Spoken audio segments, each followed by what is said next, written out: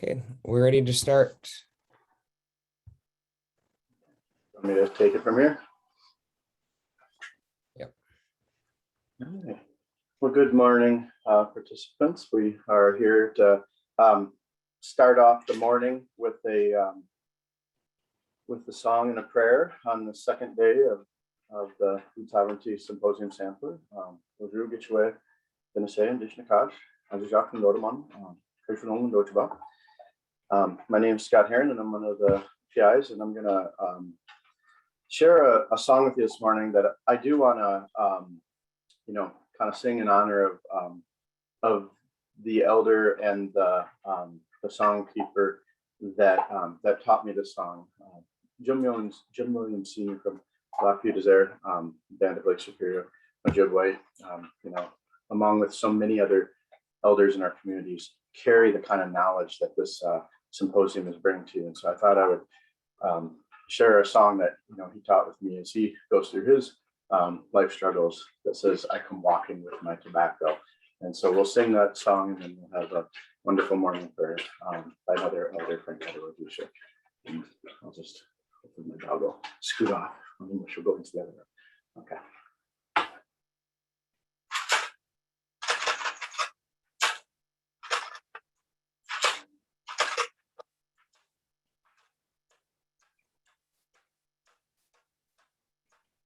Niambe bemose, niambe bemose, ninsema guajima, hey hey, geshe geshe manidu, mere mikanya hey ah,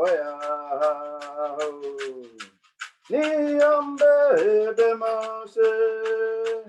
Niambe bemose, ninsema guajima, hey hey geshe geshe manidu, mere mikanya hey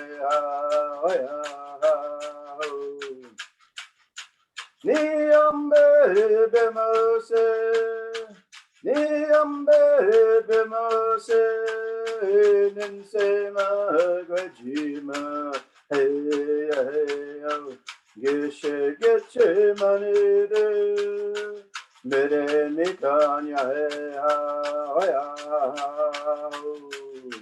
niambe bemose, ninsema guajima, hey hey geshe geshe manidu, mere mikanya hey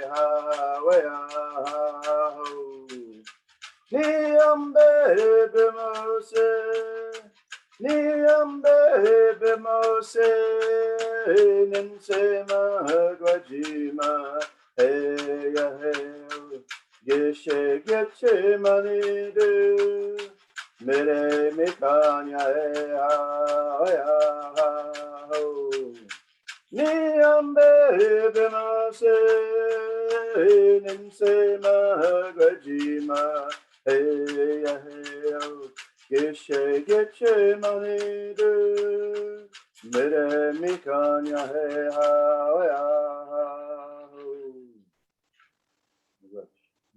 May we have a beautiful day.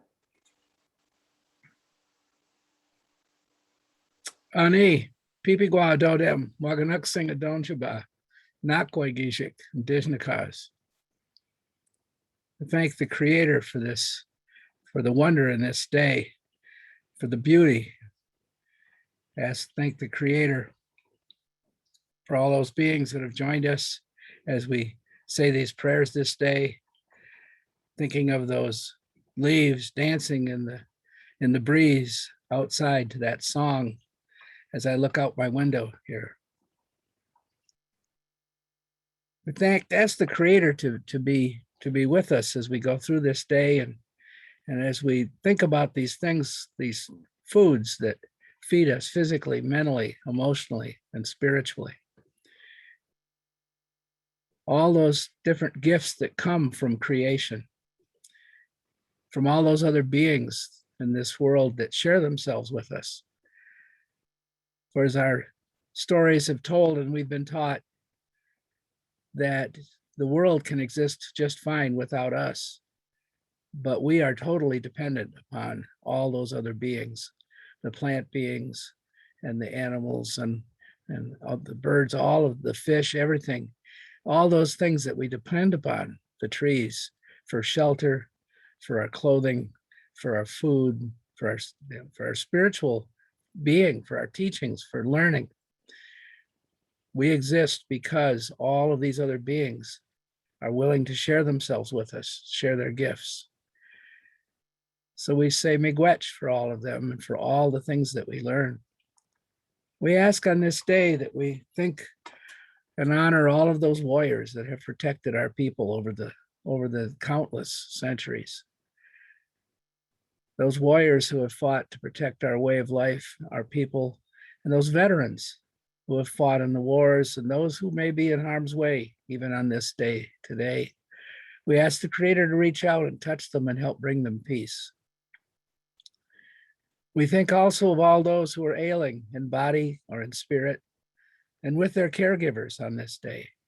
We ask the Creator to reach out and touch them and help them have the strength to face the challenges in their lives today.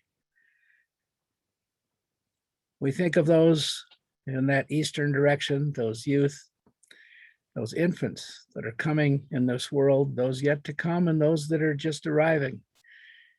And we remember the wonder that we see in their eyes and ask that we be able to continue having that wonder throughout all of our lives. We think about that southern direction, the youth that are growing and learning, watching us as elders, watching us and learning and finding their way through this world. And then we think about that western direction of middle age when people are working and raising their families and finding ways to pass on their cultures and living lives as examples for those young ones and helping to create good homes and good communities. And now we think about that northern direction, that time of elderhood, that time of snow in our hair, that time of wisdom and storytelling, and ask the Creator to keep us mindful of those elders as they reach out and touch the hands of those infants coming in to complete that circle of life that passes on from our generation, from one generation to another, to another, to another. We thank the Creator for all of the teachings that have come down to us from our ancestors and ask the Creator that we be mindful and aware of all of these other beings that share themselves with us and those important things that we'll be talking about through this day. We thank the Creator for the many blessings in our lives. Miigwech, miigwech, miigwech, miigwech. Aho.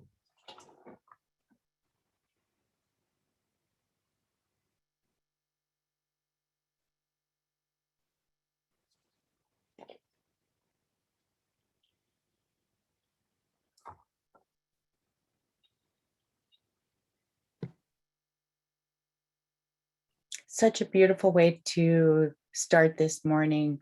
I just want to share what I know to be everyone's gratitude to you, Scott, and you, Frank.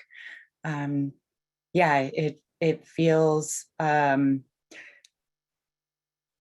both of you had changed the space and put us on a good path for the day. So miigwech to both of you.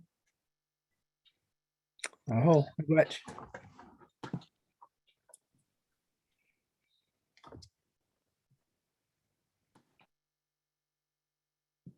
Dan?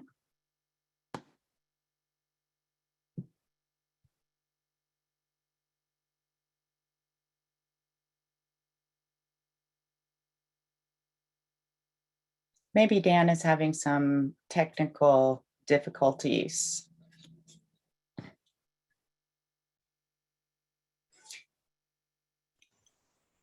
I can So share the schedule for today and we can look at that. Yeah, that's what I was just about to say. If someone can pull up the schedule for the day and share their screen. Abby, do you have it available? Yep.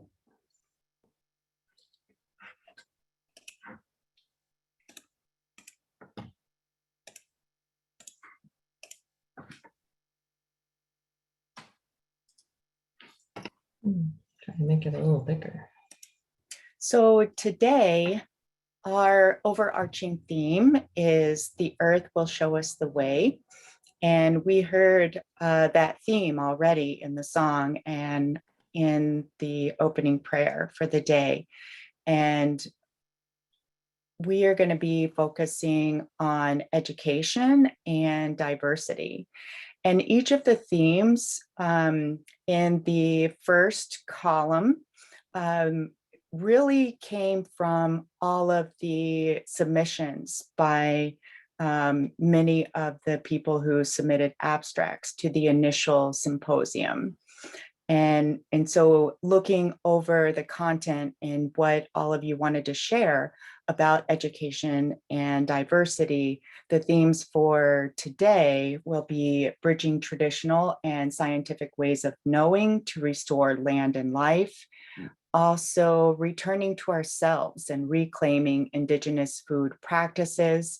And then later on in the afternoon, we have centering Indigenous health and well-being and engaging in equitable Indigenous community and institutional partnerships.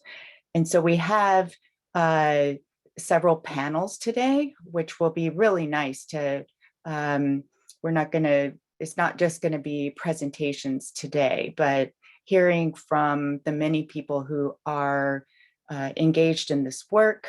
We'll start out this morning here shortly with a panel from University of Michigan and many partners in the work of seed matriation and sovereignty. In all of the breaks, there will be some Mighty Networks webcast, some short videos from the library of content in Mighty Networks. And then later in the morning, we'll hear from some of the faculty at University of Arkansas School of Law and about their work in Indigenous Food and Agricultural Initiative. They have lots of resources to share. I know many people are excited about that and some of the lessons that they've learned while doing their work. After the lunch break, I'm unsure about the tour. I'll wait for Dan to confirm that, just to see if we are going to have a tour of Sean Sherman, the Sioux Chef's new restaurant in Minnesota, Awamni. Oh, we are gonna have a tour, but it's gonna be just a little bit later. Oh, okay, I see. And then we're also going to have some discussion. I know that the Seed to Table that was shared yesterday. And so Marty will be hosting some Q&A and some dialogue about the content from that video. And then our last panel of the day is all about Manoomin. Many of the teachers and caretakers of Manoomin will be sharing more about traditional knowledge and also contemporary practices. And following the brief evening break, we will have a keynote talk from Dr. Robin Wall Kimmerer, speaking to food sovereignty more widely and about the relationships that are important to keep in food sovereignty work. And then we'll close for the day. And Marty will lead us in the closing and a song. And just a few words about our symposium that was postponed into the spring. It looks like May will be the time for us to gather in person, if it is meant to be. So yeah, I think we have a great day today, and we'll see lots of different faces in here, so many different kinds of teachings from across what is now known as the Americas, across Turtle Island. So I'm excited about that. So Dan, did you want to say a few words before we get started? I would add that we're gonna have just a couple little adjustments on the schedule. I think that Sean Sherman is going to be joining us a little bit toward the end of that time slot. So we'll probably actually put that then into the Indigenous seed to table, which is, I think, is a Okay. fitting and an appropriate, just a slight modification there. Otherwise, I just would add, so Val had mentioned Mighty Networks. Mighty Networks is the Intertribal Agriculture Council's e-learning platform. And you can just go to mightynetworks.com and search for Intertribal Agriculture Council. We do have just a quick request to join. We can approve you. And most of the videos that we're going to be playing today during the breaks are previous recordings from either the past Great Lakes Intertribal Food Summits. We've got dozens of short clips from those events. And then we have an extensive archive from last year's virtual Intertribal Food Summit. There's 13 live sessions with that. And we had almost 50 recorded sessions. So everything from cooking demos to plant and field walks, different background on growing, harvesting food. So really extensive archive of content and material there. So again, you can access that on mightynetworks.com, the Intertribal Agriculture Council Network. And we'll be giving you a little sneak preview of some of those clips. So if any of the clips end before they're done, it's okay, because you can go back and watch the recordings there. And we will also have the recordings from this symposium, Food Sovereignty Symposium sampler event will be on there. They should be on, yesterday's should be on starting later today.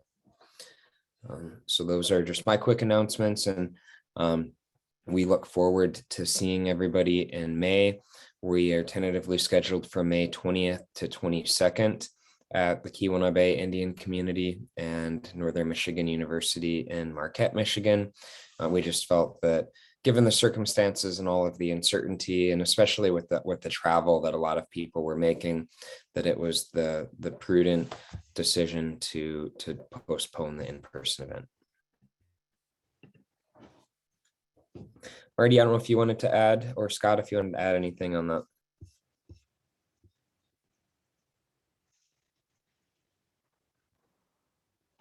Yeah, just welcome again, everybody, to the second day of the symposium sampler. I am really excited to hear all the voices and see the faces that I can see. It's kind of hard through Zoom, and I know everybody wants to be together, but hopefully we get past this COVID and we can do this in a safer way come next spring. That's what I'm hoping for anyway.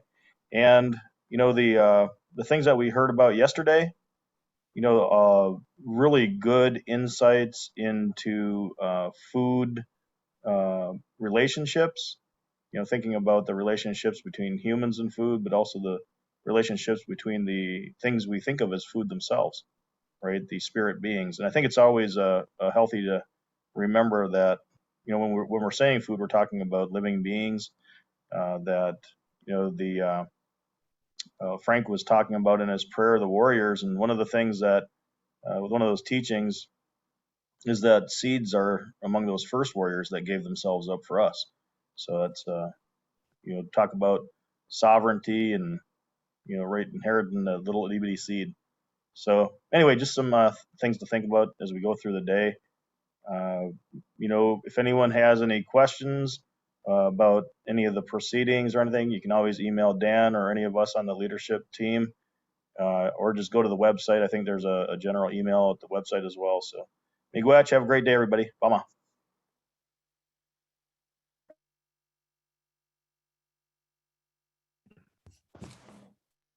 Thank you, Marty. And now one of the reasons why we're playing some of those past clips and videos is we can't recreate being together in person with this. And I realize that it's not quite the same to see the recordings, but at least it gives kind of a glimpse for those of you who haven't been to one of the events, and gives you a bit of a sneak preview of what you'll be able to see this spring. Just a quick note on the format and the structure for the event this spring. The first day is going to be at the Keweenaw Bay Indian community, and we're going to have a full day of hands-on activities, both out at the garden and at the tribe's powwow grounds. And I think it's going to be a really engaging and thought-provoking opportunity to go there to KBIC. And KBIC really is where treaty rights, really a lot of that spark for the revitalization, the re-recognition of our treaty rights came from. And so I think that in itself has a lot of value, meaning, and power for thinking about this broader overall movement. The second 2 days are going to be in Marquette, Michigan. We have a reservation for a campground, a city-owned campground right there in town. It happens to be right across the street from the Northern Michigan University Culinary Kitchen. So we've got that central kitchen that's going to be able to support a whole festival grounds of hands-on activities and stations and amazing foods. And that's part of what we can't quite fully recreate, is the tastes, the flavors, the smells that you're going to be able to engage in and experience there at those grounds. We also then have the second event location in Marquette is the Northern Center on the Northern Michigan University campus, just a beautiful event center.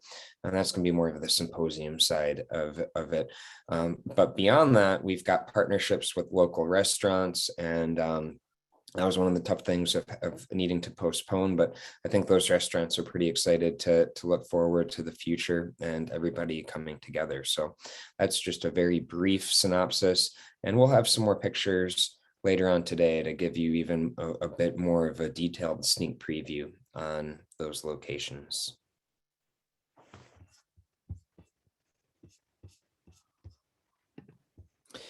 Thanks, Dan. Could I say a couple of words? Please, yeah. Yeah, so I just want to let everyone know, and in case you're coming into this and not understanding a lot of the background into the symposium, and also the leadership team and the planning team. And so, yes, Dan is our fearless leader, and there are many of us on the leadership team that that is the motivation and the hard work behind bringing the symposium and also the sampler. But we have just a crew of people across the landscape who have volunteered their time and their efforts and their expertise to these efforts. We could have never done this without many of the people at the Keweenaw Bay Indian community. We have a planning committee, and also a planning committee more widely. I know we have many of them here with us this morning. They'll also help to serve as moderators and facilitators, and have been throughout both days. And so I just want to say miigwech, and just share my gratitude with everyone for all the many people who have helped put this together. We couldn't have done it without all of you.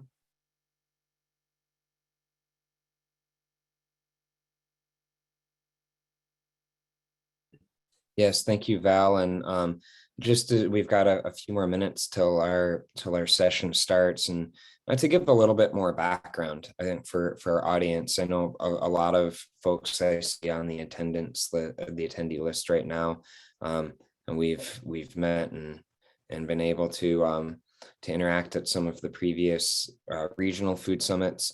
And Intertribal Ag Council has hosted a series of events going back quite a ways, including food sovereignty summits at Oneida, Great Lakes Intertribal food summits, and and those events I think are a little bit unique of that we made a conscious decision to get out of conference centers and really try to get out on the land and be able to be hands-on. So that's where it makes it even a little bit more difficult now to just be on Zoom, but that's just kind of the world that we're in. I teach a class at the University of Wisconsin, and I'm going to be coming live this afternoon for some of our breaks actually from that class, and we're going to be doing some hands-on. So we're trying to weave a bit of that in. But for this particular event, for the Food Sovereignty Symposium and Festival, we had hosted it back in 2017 at the University of Wisconsin, and Marty Reinhardt was one of our keynotes, and Marty had said a couple of times during that event that I want to host this at Northern Michigan University. So the difference with the Food Sovereignty Symposium and Festival versus the Intertribal Food Summits is the Intertribal Food Summits, we really try to focus on our tribal communities, host them in tribal communities.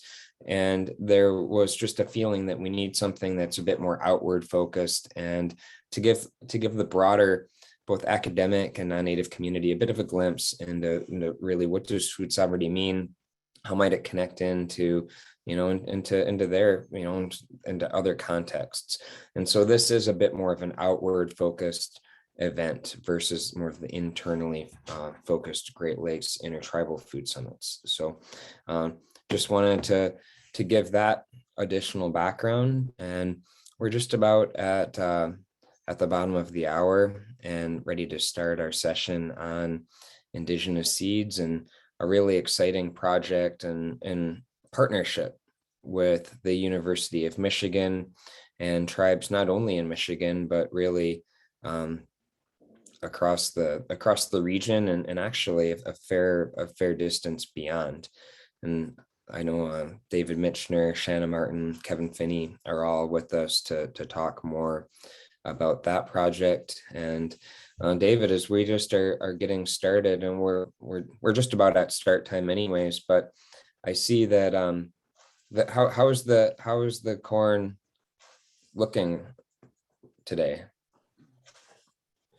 I'll use the English name, the Turtle Mountain White corn is totally mature at this point, and have reached out to Shiloh Maples, who lives within 25 miles of here, to help organize the final gathering of the seeds so that we can have a harvest feast later in the year.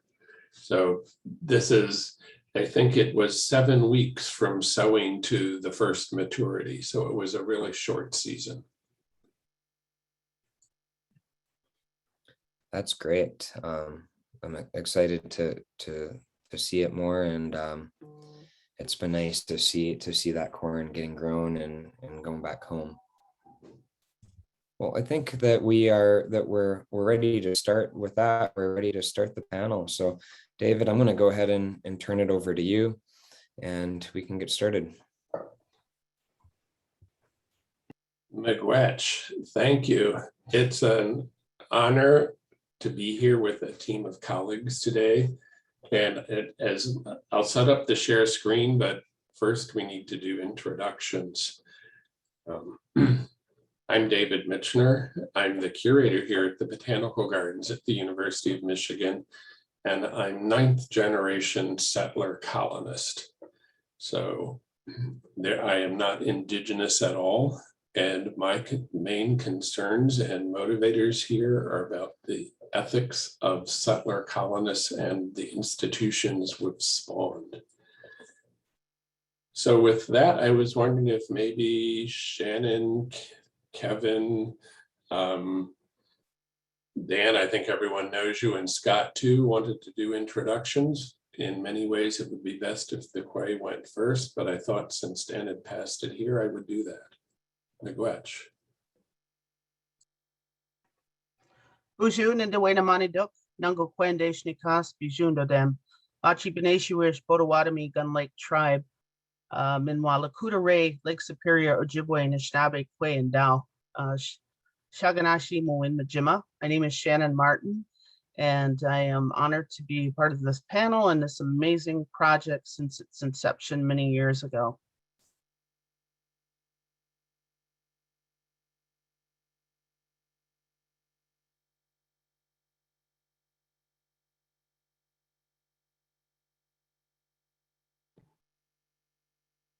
Kevin, would you like to introduce yourself?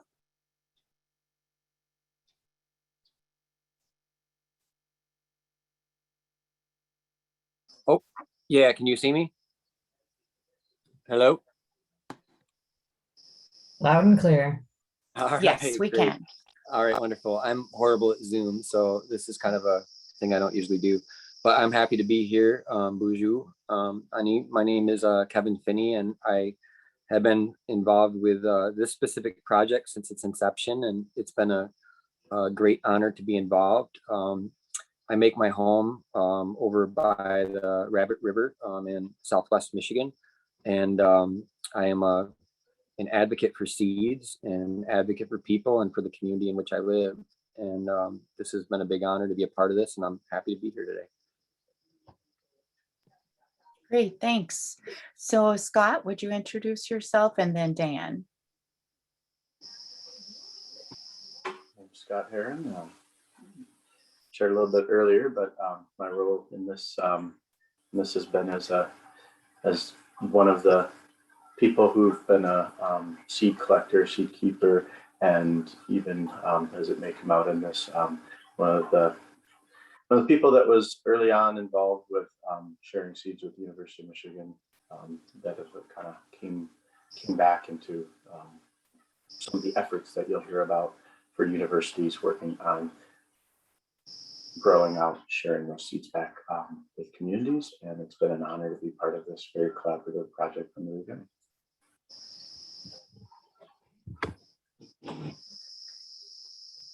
Dan?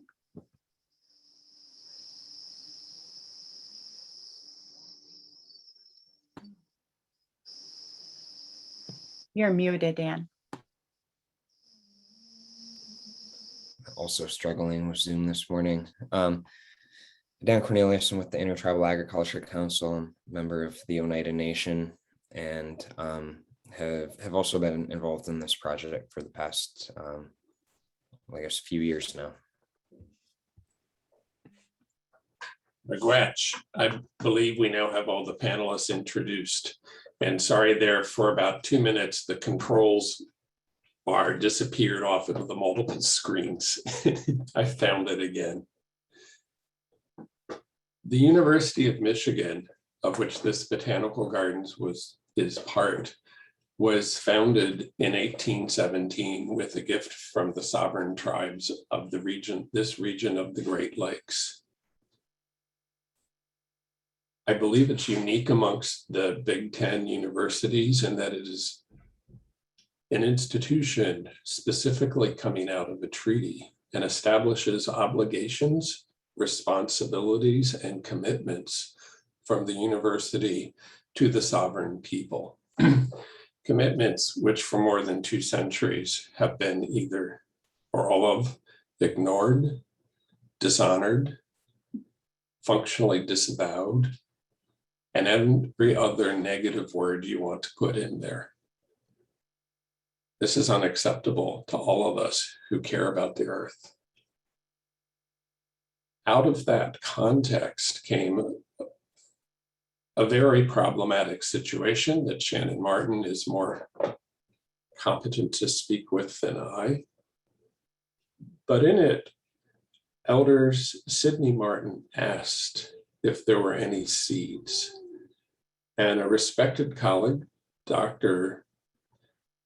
Lisa Young, said yes, the ethnobotanical collections had seeds. And as we start into this, and in a moment I'll be turning this over to Shannon, who can tell me when to advance the slides to begin with as we move through our panelists, I just want to help illuminate how sliced and diced the Western Academy is in a university with complex politics and structures of departments and museums, and who does and doesn't know what. I've been here 31 years. Until that question was asked, I was fundamentally unaware that I hadn't really thought through. I knew I was aware there was an ethnobotanical seed collection, but it hadn't really ever occurred to me the importance and significance to this institution. because it's in a different building and a different department. There are 18 museums here. And as we look to our commitments and our responsibilities and the relationships we must have with the earth and with the sovereign peoples, it requires us on the university side to listen and with some humility to figure out how to move forward. So with that, I'd like to ask Shannon if she would like to move from here, and I can put the first slide up if you'd like, since it starts with one of your quotes. Thank you, David. So this project emerged from consultation with multiple tribes, particularly here in Michigan, engaged in the Native American Graves Protection and Repatriation Act. The Act's passage in 1990 prompted all universities, institutions, and museums who receive federal funding to provide complete inventories of ancestral remains and summaries of all ethnographic collections. This did not include seeds. However, as tribes began to navigate the complex but very simple law of NAGPRA, we began to ask questions of museums and institutions, delving further into their collections. For most part, tribes were more focused and placed a higher priority on bringing home our ancestral remains and their associated funerary objects. But as relationships began to build in more positive ways with some of the institutions and museums across the country, deeper conversations began to happen. University of Michigan, at the time of the first consultation, was one of the most retentive universities and institutions in the country. It was very difficult for tribes to have meaningful and mutually respectful consultations with representatives from the University of Michigan. So this story is amazing in that we have come full circle from being adversarial between tribal nations and the institution to now becoming a relationship of friendship is rooted in this project. And David mentioned during a NAGPRA consultation, we were sitting around a table, enjoying some lunch, taking a break from delving into, the hard work of talking about the liberation and the repatriation of our ancestors. My mother, Sydney Martin, who was a NAGPRA representative for the Gun Lake Potawatomi Indians, or the Machi-Beneshiwish tribe, with her partner, Kevin Finney, who was representing the Gun Lake's GJOT Foundation as the executive director, began to converse with University of Michigan officials. And it was a simple question, but very profound question of, do you have seeds in your collection? And that simple but profound question prompted what you're seeing now. And the ancestors brought us to this point, and we understand through these conversations and are teaching our colleagues at multiple institutions who hold collections of sacred seeds that these are also ancestors, and that they have life and they have a spirit, and they need to be returned to the people, to the origin communities, to be rematriated, to grow and to nourish and to feed the people again. So these are images of us in one of the first visits where University of Michigan officials opened up the shelves literally and let us view and handle, pray, and speak to the various ancestral seeds held within their collections.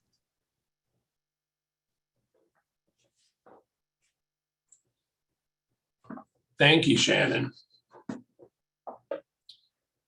These extensive seed collections at the University of Michigan were not assembled as a seed library, but as a reference collection. And as Shannon has mentioned, the need has been to figure how to rematriate them and to have some to come and again to kiss the earth, to grow, and to be returned to the people. One of the key issues here is whose seeds are these? And the university regents have agreed that the seeds are in stewardship here, but that they and their intellectual property belong to the community of origin, not the regents of the University of Michigan. And that has been one of the profound points of being able to move forward in this discussion. And with this comes the need for leadership from tribal representatives, tribal elders, and those who know seeds. And so, Kevin, I was wondering if you could speak to us about your perspective from entering this at the time with the Zizek Foundation and your various roles now as a human seed activist. Yeah, you bet. Happy to speak on that. You know, at the time, going back to what Shannon was saying, working on that ancestral repatriation and bringing that was the first time I believe that Gun Lake brought ancestors back to tribal land and placed those on tribal land. Previous to this, they were all going to Saginaw Chippewa tribal land, and you know, Sydney really emphasized that the bringing those ancestors back really frees them up to be able to do their work, and that also led to these seeds being able to come home. And I think that's a really powerful thing. At the time, you know, what we were doing was we were involved with seeds at GJOC Foundation. Mostly, you know, once we had a few varieties of seeds, there's something where these seeds have their own ability to move and do things and their own desires. And that's why I say that I'm a seed advocate. I'm trying to help them be able to find their way to do what they want. And at the time, you know, there was a few seeds that we were stewarding that were, you know, old Potawatomi, Odawa seeds, Anishinaabe seeds. And when the word got out to different people that we were doing this work with seeds, we started having this massive influx of seeds that were being sent to me personally, being sent to the foundation, and people were saying, "Hey, we have this seed, we have that seed," and you know, and so you know, my job at the time and still is kind of is to be kind of the UPS guy of seeds. You know, it's just trying to be able to help them find their way back to where they need to go. And the realization, you know, on that first time when Amadeus Scott, who works with NAGPRA at University of Michigan, came out with an initial small list from a computer of what seeds were in this collection. You know, having kind of surveyed and looked at what Anishinaabe seeds are out there, and when we can look and say, gosh, you know, there's maybe 6 or 8 Ojibwe corns we know of total, and historically there were in these communities there were hundreds of varieties. And so we're coming out of a time when there's been a not only a genocide of the people, there's been a genocide of the seeds as well, and of the agriculture. And so when we look at a little list, and it says you can double these number of varieties, right? And like I don't think anyone is aware of more than maybe 2 or 3 Odawa corns. And here's a corn that Sid's holding in her hand that comes from this community, right down the road, and that powerful connection, and knowing that the seeds are animate beings and that they need to go home. And so it sounds in a lot of ways like it's really simple. I mean, it sounded, I think, to us when we first started this, that it's simple. We just, you know, get the seeds home. Well, as David, you know, can speak about, and Shannon, the legal elements of that have been a process, and there's been important victories with that and agreements, which are powerful. But the other part that we've really, you know, worked through and are still working through, and will be working through for many years, is the protocol of how to return seeds. And David mentioned it, you know, whose seeds? Well, you know, on a real basic level, it seems like, well, you just return them to their community of origin. But Do you return them to the tribal nation? Do you return them to the community? You know, sometimes there's a specific family, sometimes there's a specific individual, you know, and there are specific descendants. So, and then it's the work of, you know, revitalizing what are those cultural protocols for sharing seeds. And so this project in lots of ways has been, it's been an exploration of some of these really difficult things, to be able to understand, you know, what is the best way to steward these seeds? What's the best way to work with them? And so far, the strongest thing that I think I've found is that with so many people who have such a heart and passion for the seeds and for the people coming together to put their energy together into this, is what creates that fruit. It creates the good outcomes. But it's a process, right? Anytime you pick up something that hasn't been done before, you're going to work through all kinds of struggles and challenges, and those are growth. You know, you have to look at it as a steps in learning and you know, finding your way. Does that help, David? Thank you, Kevin. Part of the process in figuring it, and we'll shortly turn to Dan and Scott, is those of us here at the Botanical Gardens are not Indigenous. We don't know the protocols or how this should be done. And so out of the discussions, one of the things that came up that was going to be a likely stumbling block from the university's perspective was if seeds were released to be grown, what information would be returned? And again, thanking Dr. Young for a brilliant insight, is offensive as it may sound to some in other contexts, that growing seeds is a germination experiment. And there's not much known about how old seeds germinate. And so this could be framed as a research protocol, which at some level is very offensive to some, and I understand that. But what we're trying to do here, you know, in this first bridge, is to get seeds rematriated to their people. And so one of the concerns was, where would we grow these? How would it be done? Who grows them? And in the original agreement, the thought was that it would be grown in a courtyard you see here, and I'm going to shut up in a moment because it's internal to the university greenhouse complex out here at the gardens. It's open to the sky, but it has greenhouses and walls on all sides, so there are no raccoons and no deer. And there's no, we have to be very careful now that no corn is grown anywhere near it so that the corn can be grown. And so we've had lots of guidance from Dan and Scott, and I thought as I go to the next one, maybe Dan, you would want to go first with how some of it was chosen, of what could be tried and grown here using traditional methods as much as possible.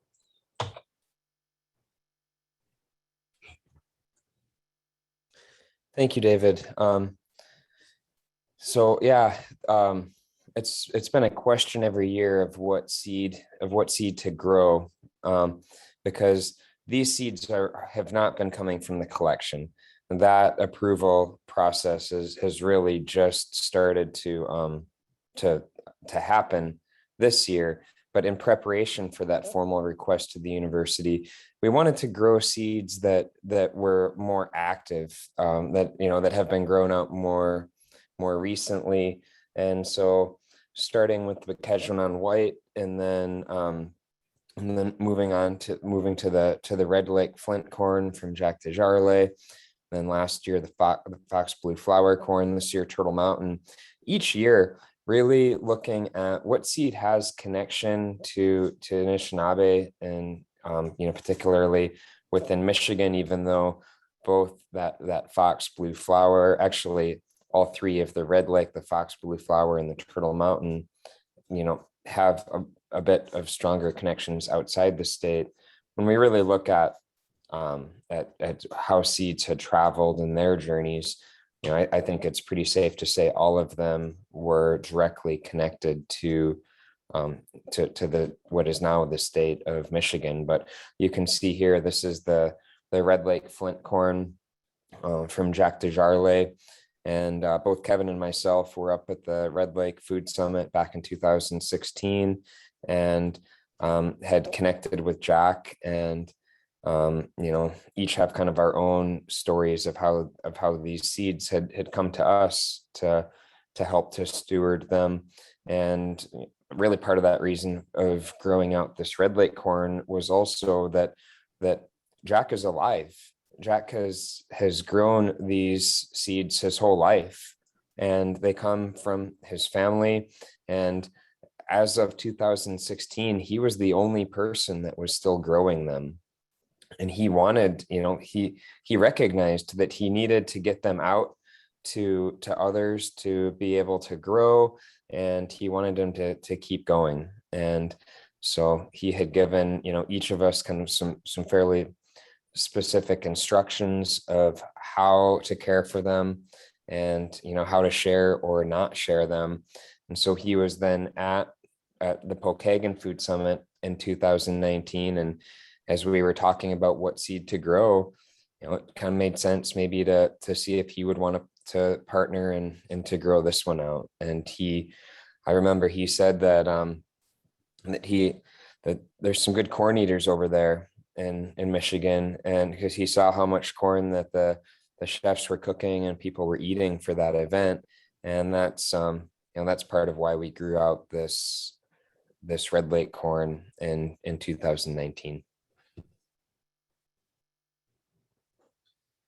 Miigwech. So for those of you who don't recognize Jacques Desjardins, he's here in red with the corn and the braids were gifted. And it's taken the entire team and community to do this. So I was thinking that, Scott, you have had perspective and been giving guidance as well, coming to more recently and this is last year with the blue corn, your perspective, and then we have some key points that Shannon has pulled together. Thank you, David. I think one of the key things about this project has been that it's been unique to have a university partnership where specifically the unit that David is within the Mathi Botanical Gardens. In a sense, all of us have seen that as U of M's entity that's held space for us. They've held sacred space for us to be able to gather, to be able to explore the history and the future of these sacred seeds. And we hadn't seen that, within many other universities, whether it be my institution or I used to have more where I was working with U of M teaching, and was again one of these people who assumed, like many of us do, that when you share gifts with an institution, in this case, some seeds that that I collected during my graduate school days from the Keshe on the Walpole Island First Nation, that when you shared them with who were supposed to be the caretakers, in this case the ethnobotany lab, that then got usurped within the Museum of Archaeological Anthropology, that it would be simple and honored when you wanted to bring those gifts back to the land and back to the communities. And again, it's been humbling, it's been eye-opening, and as somebody that's in academic institutions, it's been a deep education to see where our blind spots are, where the biases of our institutions are, where the policies have been really challenging. But what's been key here is that we've brought seeds to continually, our partners, to U of M's Mathi Botanical Gardens. They've been planted, and you can see in the background between these two greenhouses where some of that, fox blue flower corn is. And Shiloh Maple's here making the effort during COVID to come in and help with the harvesting and the prepping of this beautiful corn so that we can kind of move forward. And so I think that, that one thing is as you move forward with other types of projects like this, is finding a willing person or an advocate within organizations or institutions that can do what David has done and bring people together. That had been one key part. But again, to recognize that our own institutions, our own backgrounds, our own education comes with, biases and blind spots that you just don't always recognize, that things are going to be as hard. But I guess by things being challenging and hard, it's helped us to understand that we have really strong advocates for the next 7 generations going ahead that care about seeing these seeds become food for the Anishinaabe and other communities. And the way they can do that is to kind of learn from, the challenges, the mistakes, the successes, and then get people excited about putting their hands on the earth, about honoring the seeds and growing the things that were the ancestral foods, and kind of reestablishing that kind of sovereignty and that kind of food kind of security, where these aren't my seeds, they're not U of M seeds, these were the Anishinaabe peoples and other community seeds, and that we are stewarding them, and that's key. And that's what we hope will happen in the future, is that there can be continual projects with partners such as you and other institutions, where they help these entities to come together and move forward, so that people can become healthier and have their culture back, because this is the culture. As Shannon said, these are our ancestors, our Minun, our seeds. And so with that, we'll kind of let David move that forward and have Shannon share some of those thoughts of the big picture. Thank you, Miigwech Scott. As we move over to Shannon, I do want to acknowledge several things that was said and to reiterate. And one is appreciation for Shiloh Maples for the harvest last year and this year, because it's so important of whose hands touch the seeds and who speaks and sings to them.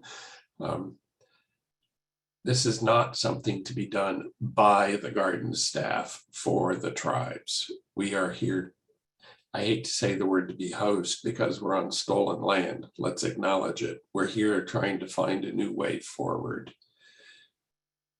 And also what Dan had said, and it's been reiterated, the university does not own these seeds. It doesn't own any of them. We're here as stewards. And what we've been doing these last several years is to show we can grow corn together in a way that we're able to count how many seeds germinate. And this is important for the research protocol. And with that, the how to build and honor relationships, I'd like to return to Shannon Martin, because she and her mother and her sister Pumpkin Shinanaquit have been so central in much of the leadership here, as we are in Potawatomi lands. And so Shannon, I'll put up your 5 key points so we can move on. So as we find a new way forward, as David so eloquently describes the work that we're doing, really have to acknowledge David and the staff at the gardens, as well as the NAGPR team at the University of Michigan, in building that type of beautiful, mutually beneficial relationship, so that we can do this type of wonderful work, moving beyond the adversarial relationship that tribal folks had with the University of Michigan to one of working together and to build restoration and reclamation together. And Ben Secunda, Amadeus Scott, again, Lisa Young and David have been pivotal in helping us to move forward in that beautiful 7th generation prophecy way of walking together down a path that will yield peace and brotherhood. And we couldn't have arrived at these 5 key points without the diligence of David in finding small grant money through the University of Michigan, applying for grants so that he could bring us together, because again, this work takes us away from jobs, from family, and many of us have to travel down to Ann Arbor, and we all know the Ann Arbor parking and is non-existent, and hotels can somewhat be evasive to find hotel rooms. But David made everything possible for us to gather, And I remember one of the first meetings we had was just an amazing and powerful Indigenous think tank of individuals that descended on the Matai Botanical Gardens for 2 days to talk about growing this project into something beyond our imagination. And we have to acknowledge, you know, Robin Wall Kimmerer, Barbara Wall and Stuart King, Liz Hoover, many others that came with their beautiful Indigenous minds and their good spirits to help set us on this wonderful path of working together. And these 5 key points to honor and restore relationships that have emerged and continue to guide us have been central to the work we've done. And that's keeping our long-term goal of freeing the seeds, liberating the seeds from the ethnobotanical collections at the University of Michigan. And this project for us to share seeds and to grow them together in a place at the Matai Botanical Gardens that's free from cross-pollination and free from critters who may try to burrow in there to attack the roots and fruits. We are proving to the higher powers that be at the University of Michigan who make the decisions to free the seeds to us that we can work together and we can grow out heirloom seeds and distribute them back into our communities. So that is the long-term goal, is to bring the seeds out of the plastic bags, out of the boxes and the shelves, and get them back into the ground. And then we'll be able to distribute the fruits of that beautiful project. Finding and redirecting internal funds. And that's the work that David has taken upon himself, working oftentimes on his own time to find funding to bring us together. And this pilot work was prompted by the elders' requests that we need to bring in individuals from different parts of Anishinaabe King, from the Great Lakes, to aid in this effort, to help guide and advise as we're moving forward. And we can't do that without offering travel money, without offering food when they arrive and a bed to sleep in. So much appreciation and gratitude to David for finding these pools of money within and outside the University of Michigan system. And we keep everything centralized with the elder and culture keeper guidance. Through these years of growing seeds at the gardens, everything is started in a beautiful way with sharing of water and the pipe and planting of with traditional tools, offering sema, and elders and culture bearers keep us focused and keep us on the path to continue doing this good work with all of our communities. Number 4, we always look to and listen to museum and other national botanical garden peers for obstacles and stumbling blocks. And David is pretty an amazing guy that he goes to many of the botanical national conferences. And in his wisdom, again, he's bringing Indigenous voices to these places that have not heard them before. So national botanical and ethnobotanical conferences and international conferences, he's clearing a path, and he is able to bring forward Indigenous voices on various panels. And in that, relationship building happens when the Matai University of Michigan and Anishinaabe team is able to meet with others across the country and across the world to learn best practices, what works in their neck of the woods, and also what are the barriers and challenges that we're going to face moving forward. And then, as always, University of Michigan has now become the most respectful and loving host. I wouldn't have said that back in 2005 or the years following that, but working through NACPRA and working with the university to finally bring our ancestors back home with their funerary belongings has been a full 360 around the world, around the circle trip.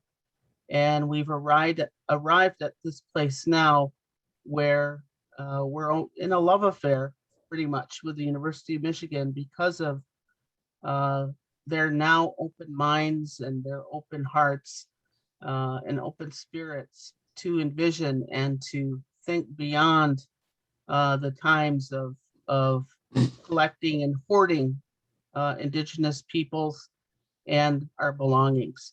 It's now one of moving forward to nourish, to rectify, and to both reclaim the beautiful knowledge that can be shared between different walks of life. So Shannon McGuetchen, it seemed like you might be the one to read your sister's quote, and then I'll just put up the contact and we can go to the panel. So my sister Pumpkin has been a part of this project since its inception, and seeds are a part of the work that she does daily, taking care of precious seeds, going out to gather seeds, wild ricing. She is just one of those folks now whose life was called to stand for the seeds in the natural world.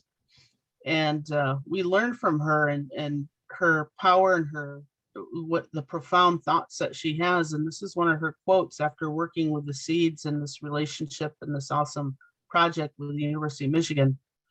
Seeds are grandmothers. They are alive and have a spirit. When we treat them as grandmothers, they help us to grow, giving us food, medicine, knowledge, and support. The grandmother seeds gift us with Minnow Bimadzuin, a good life. And she expressed that at the planting of one of our Indigenous Collaborative Garden Days on May 29, 2018. And those who work with seeds are able to seed our thoughts as well. And Pumpkin is one of those individuals that makes you think. And one of the other individuals who I place high in that realm of working so close with the earth that they can seed our thoughts in such powerful ways as Rowan White. And Pumpkin and Rowan are great friends. And Rowan was also a part of that first think tank gathering of amazing Indigenous minds and scholars and elders and culture bearers that were called together and found their way to, the Matai Gardens about 5 years ago. McGuetch, Shannon, and this, our final image, is how to contact the individual ones here and several of the links. Just as we go to the panel, one of the concerns we have here is what I will call the publicity theft of parasitic virtue signalers within the university. And that's part of why we've tried not to say too much, and that whatever is said together. So McGuetchen, I'll stop sharing the screen and we can move to the moderated panel.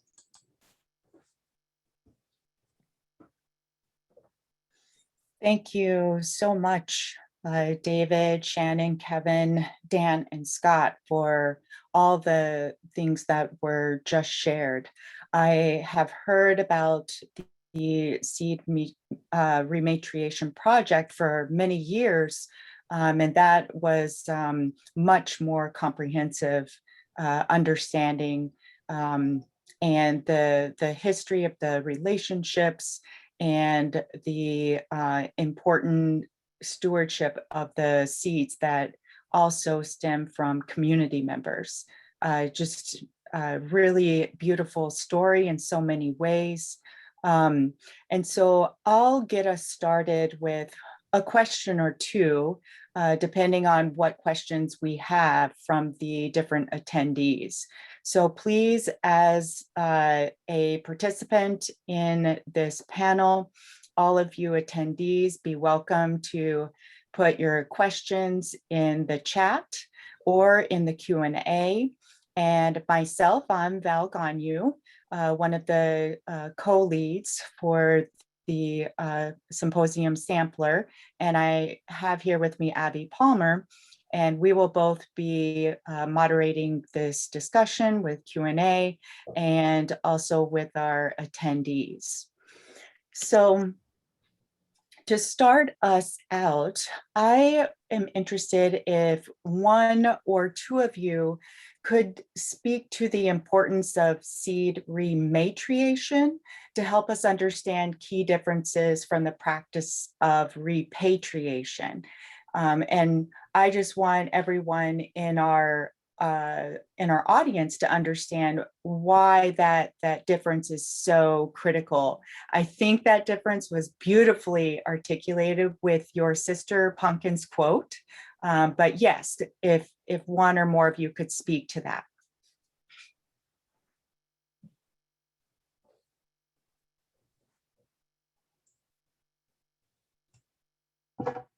I'll start. So with repatriation, when we think of that, it's returning something to its origin community. But under the passage of the 1990 Native American Graves Protection and Repatriation Act, unfortunately, the law does not apply to seeds. So well, at least it doesn't now. But that's something that we hope to change, because currently there are some amendments being proposed to the original 1990 law, with the understanding that these seeds are just as precious as our ancestors. They're as precious as ethnographic belongings that were taken from us, such as pipes and drums.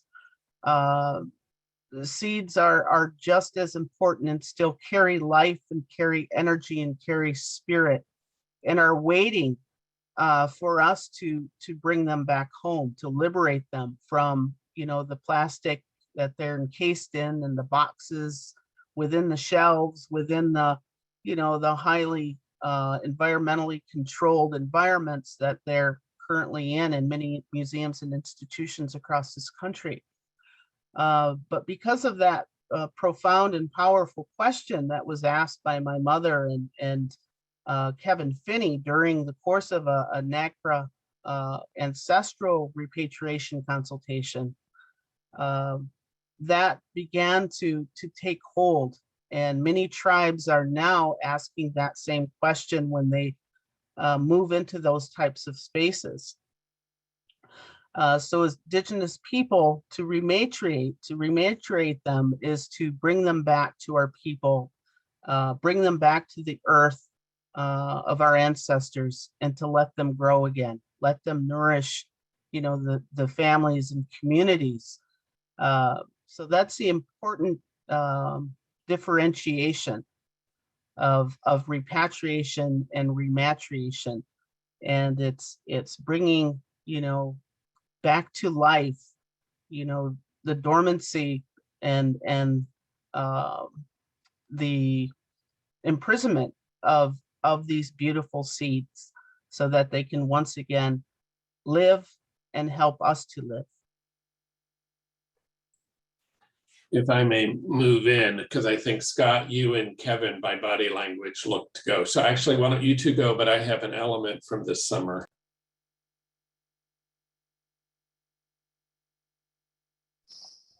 Go ahead, Kevin. Okay, great. Yeah, I think Shannon spoke very eloquently on that. And what I'd like to say about rematriation versus repatriation is that, as we know, the earth, the earth is really life-giving. That's the female energy, is giving life. That's what these seeds are, is they give life. They're birthed out, and And that's been an important protocol with this project, is that the direction of how things go under that leadership is really under the leadership of women. It's the women, it's their connection. It's that that's a powerful thing. And that's a very intentional part of this project, is having that female, that grandmother direction in what we're doing. And I think that's powerful. I think it's important. And I think it's maybe that's our protocol here, and maybe that's not the protocol to places, but it feels right. And it's been good. That's all I was going to say about that with rematriation. It's very intentional. And I think that, maybe one other thing, and maybe it's kind of plays on words in a way. But when we think about repatriation, we think about patriarchy, right? And so much of the result of these seeds being locked up and imprisoned, as well as, all of these sacred items and ancestors themselves, is a result of this patriarchal way of that Western culture has had in institutions of looking at things. And really it's taking these things out of hands of grandmothers, right, that are passing them down. So that lineage of grandmother to mother to daughter between those generations has been interrupted, and with that is an interruption of life and life sustaining ability, right, and earth connection. That's connection to food, connection to the land, connection to relatives. So putting those things back in place is a very, very powerful thing, and I'm one of those people that I like. I don't know these words: rematriation, repatriation, decolonization. They're all really academic. Like I think maybe if anything, it'd be really great to visit with some fluent speakers, and have some good words in Anishinaabe for those things. But I think we do the best with the words that we have, trying to be able to do the work. That's all.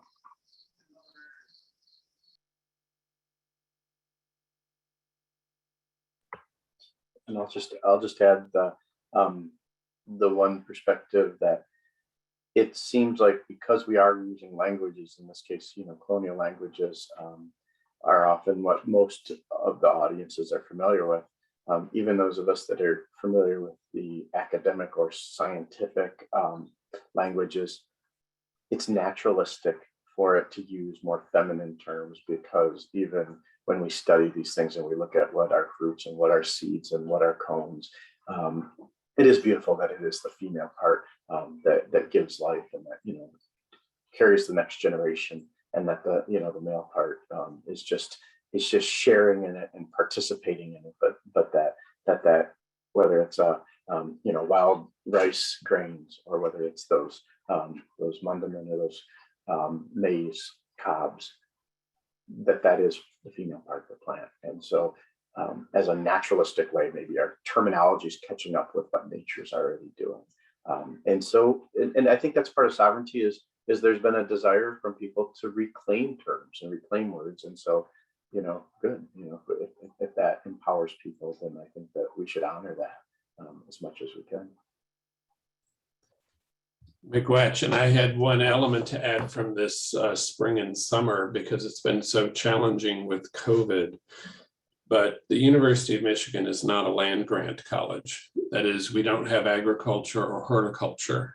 And so our natural allies, and in some ways our natural enemies for this process, are missing. But we've been very quietly working with the University of California, Berkeley's new leadership in the Chancellor's office, which oversees the Phoebe Hearst Museum.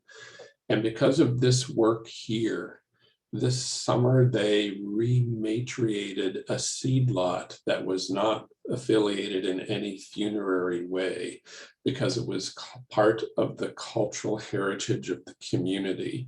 It's in the Federal Register of recent, and it certainly shifts the dynamics at a legal sense of precedent being set that NAGPRA applies, and they did it under NAGPRA protocols, that NAGPRA applies to cultural elements within a museum, not just in a funerary context. So who knows the various ways this goes forward.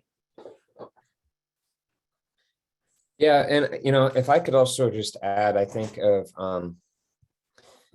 from doing this work out in the field, and even for this event here of the first time I'd hosted a regional event, it was with Jeff Metaxen, who was the director of Junhinqua, is the traditional farm at Oneida.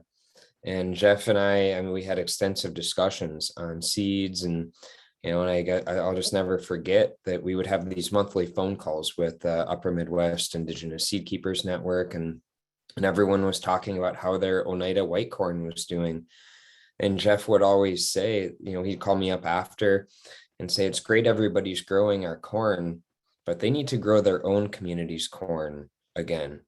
And just the progress that's been made in the past 5, 6, 7 years, it's really amazing. I'm in my home office today. I don't have a poster from Steve McCumber, a Mohawk elder who has worked in seeds for decades. But Steve has the Haudenosaunee poster, and we're very fortunate in Haudenosaunee that we have a lot of our seeds. And we talked a little bit about that yesterday with Becky and the other seed keepers. But where I see the importance of this effort is to help to connect communities, and we've got so many growers who are, or people who want to get back to growing. And where do you start when the seeds have been lost from your community? And Kevin, I'll never forget that the first time that we hosted the food summit there at Gun Lake, and Warren Miller from Stockbridge comes rolling in with his minivan and asked, "Oh, hey, can I, I saw the event, I want to come over. Can I just pull over, find a place to park my van and crash in there? Don't want to, we'll get you a cabin." And then a couple of days later, I'm walking through the breakfast, and he flags me down, and he says, "Hey, Dan, I saw some Stockbridge seeds in there. My grandma used to grow those seeds, but they've been lost from our community. How do I get them? How do I get some of those?" I said, "See that guy right there? That's Kevin Finney. He's director." And I remember he talked to you, and then later that day, I saw him with the biggest smile on his face with those seeds that his grandma used to grow. And it's the relationship is different when that's not going to Walmart. It's not going to even Seed Savers Exchange that has some good seeds and is an important player in this rematriation effort. But when you have that seed that has that deeper connection, it just gives a different level of motivation and of responsibility to take care of it. And that's where I see that this overall effort is so important. And on the archive and the museum side of it, if nothing else, I mean, the power to be able to see those seeds that were collected almost 100 years ago, and that's, I think, of looking at, I look at that Little Travers and the Gun Lake, the Allegan seeds. They look very similar to the Turtle Mountain White that is being grown out this year. And so I think one of those deeper questions, and I had asked it yesterday, what do you do if your community doesn't have seeds yet? I think continue to search, and maybe they'll still be out there, and they oftentimes find a way to come home.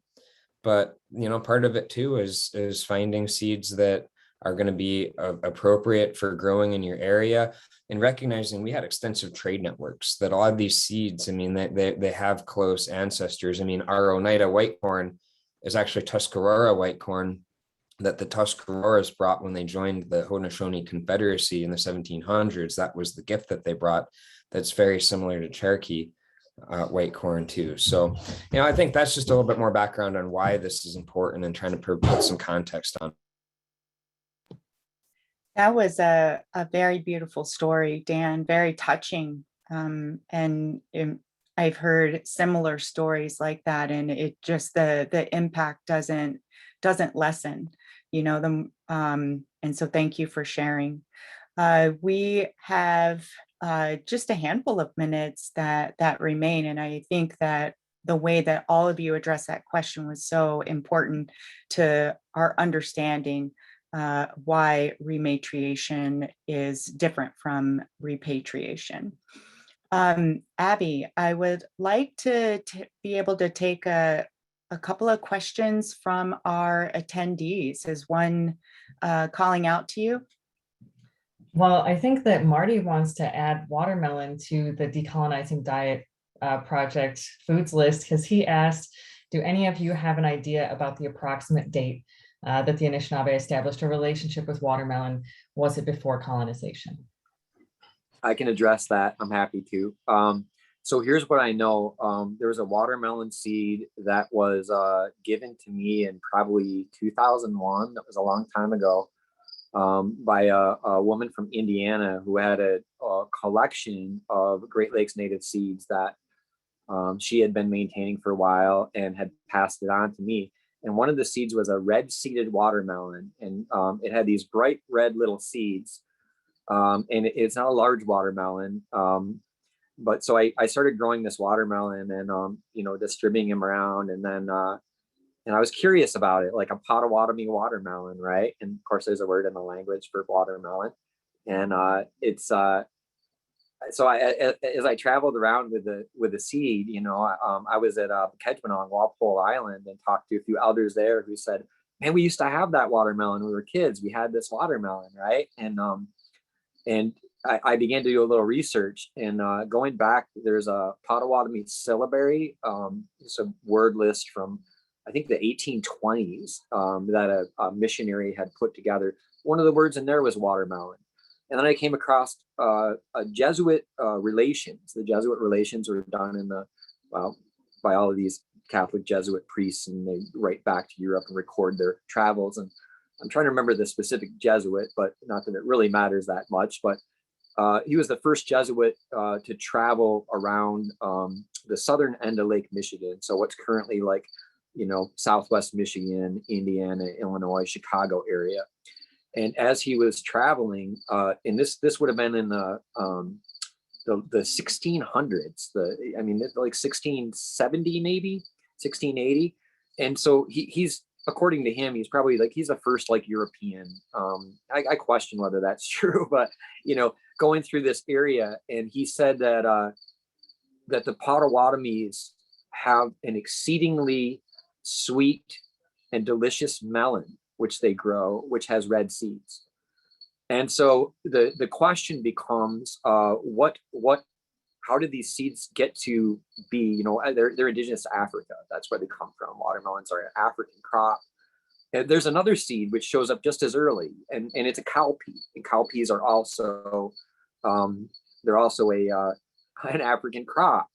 And these cowpeas are, they're kind of been universally known as rabbit beans, but the actual translation of the Anishinaabe word means rabbit poop, because they look like little rabbit poops.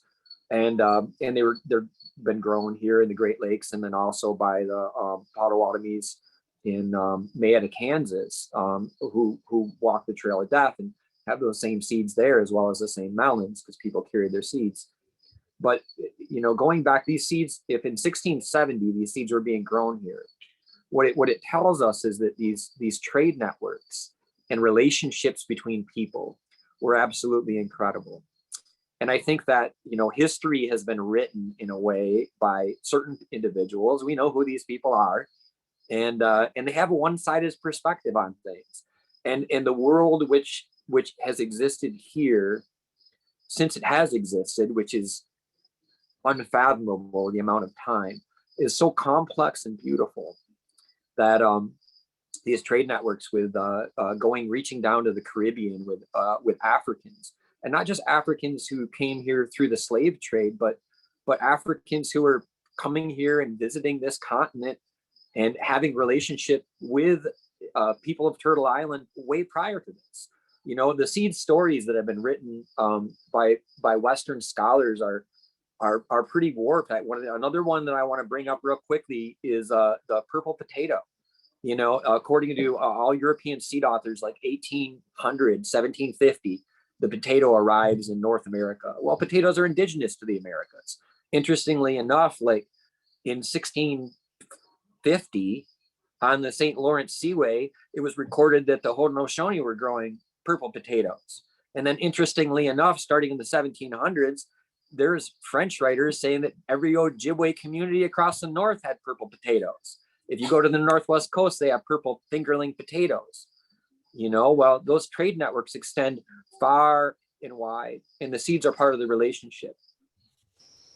So I think that those are important things to understand. The seeds travel, and they are symbols of relationships between people, like Dan said, with the white corn, with being gifted from the Tuscarora, as part of the relationships. So I hope that addresses the question. Oh, I think so. I think that was probably the best answer to a watermelon question ever. Miigwech. I know that we are coming up against the time for the break, but we only got one audience question. I would really like to get one more if our panelists still have a few minutes to get one more question from our attendees. Abby?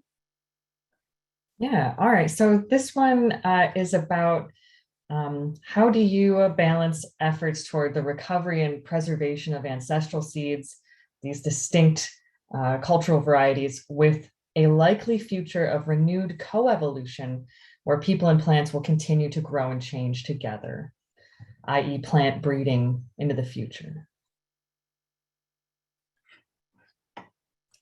And I just put one element in here, and then I'm going to mute my screen. That is not a question that any Western non-Indigenous academic should be answering, because it would be trampling all over sovereignty. So it's an important question, but let's put respect and honor and relations and sovereignty right where it belongs. And I'm not trying to abandon responsibility. I'm just saying our opinions are just that, opinions, and look at the last 3 centuries or more. Yeah, I think that it's a good. William. Go ahead, Dan.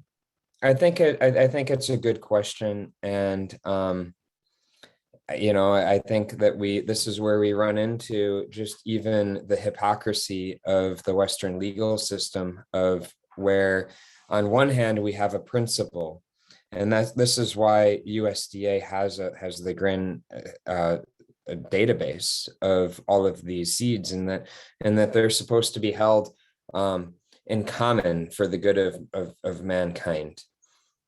But at the same time, we're going to allow Bayer or Pioneer or these seed companies to patent them, and we're going to make them available for these seed companies and researchers to be able to access and to discover traits and apply a patent. But that's for the good of mankind too. I don't know. I think it's beyond hypocritical.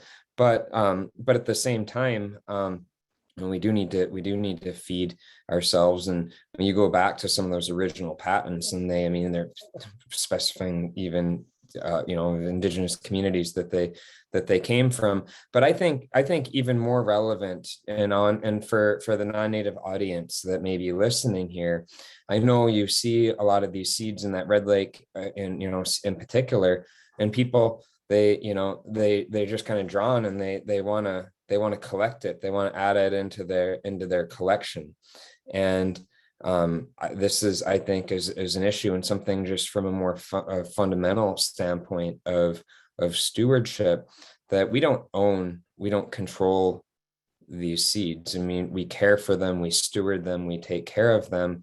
But I think there's a different perspective of knowledge and privilege, that you not necessarily have a right to have all of the knowledge. And I think even with events like this, we walk a fine line of that there's knowledge that shouldn't necessarily be out there for the public to consume and distribute. And I think it's a similar thing with seeds, in that this is one of those deeper questions that we just barely touched on, really. But who speaks for the seeds? And I can tell you that Jack DeJarle would quite adamantly say that the Red Lake tribal government does not speak for that Red Lake corn. This gets to some deeper questions, and I think a lot of it comes back to that, to the responsibility and to the relationships. Yeah, thank you, Dan.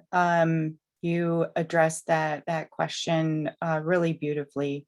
I think we will close our panel right now, and there is in the chat many compliments and praise and gratitude to each of our panelists and the program as a whole, and how you've shared more about the relationships and how that has grown and strengthened.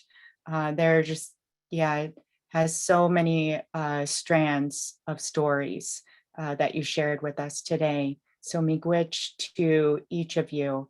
And it just makes me more excited to see some of you and meet some of you in person. Shannon, I actually met you many years ago. It's wonderful to see you and hear more about the work that you're doing today. So exciting. I really look forward to seeing you in May. And Kevin, I've heard about you so many times. And wow, I could listen to you for hours. I love history and stories and real history, truth. And yeah, thank you to each of you. David, thank you for pulling everyone together and really lifting up these voices. Beautiful work. Dan, I will turn it over to you. Thank you, Val. Well, I also want to echo the thanks to our panel and for the discussion and for the good work that people are doing. And we have now about 20 minutes until our next session. And from seeds to food, I think that's been one of the approaches that we've tried to take with these events. And I think to be able to hold those seeds, to grow those seeds, every different seed, you need to build a relationship with it. But it's more than just the seed. It's also, how do you prepare it? How do you cook it? And so the video that I'm about to show is actually a cooking video of cooking in clay pots. And that difference of how a food tastes coming out of a clay pot, it's totally different than something coming out of a metal pot on a stove top, or even out of a fire. Becky Webster, who was with us yesterday, has been hosting some events at her farmstead, and Arlie Dockstader, who we're about to see, has been cooking in clay pots at those events. And I know for everybody, I think that's some of that memory, that connection to how our ancestors used to grow, used to eat. Each of these seeds has a different flavor, but how you cook it really gives a different flavor and texture. So that's the video we're about to watch on cooking in clay pots. Again, this is on the Intertribal Ag Council's e-learning platform on Mighty Networks. This is under the traditional foods and tools workshop.